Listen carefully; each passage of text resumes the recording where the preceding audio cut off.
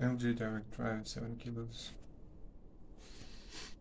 And came to machine full of water. I've put it on rinse and spin.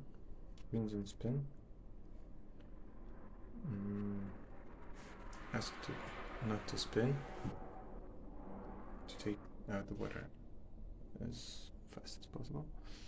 That's what we came for. Medic rings and intensive are flashing. It's probably a problem with the pump that's stuck or dead. We'll see.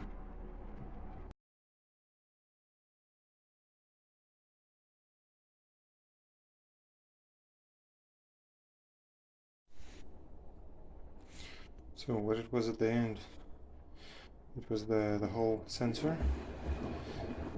It sits in the motor very inconveniently because you have to take the whole motor apart to get to it.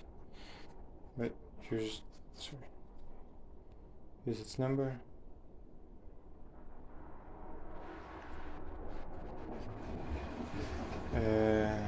Now it turns beautifully on both sides. Doesn't make sudden jolts.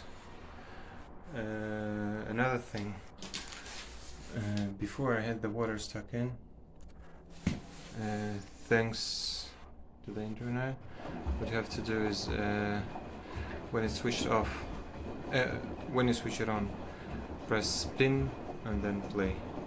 Then what it does, it will automatically take out the water. That's probably it. Check a video. I think I have a video on how to open the 17 millimeter screw on the motor.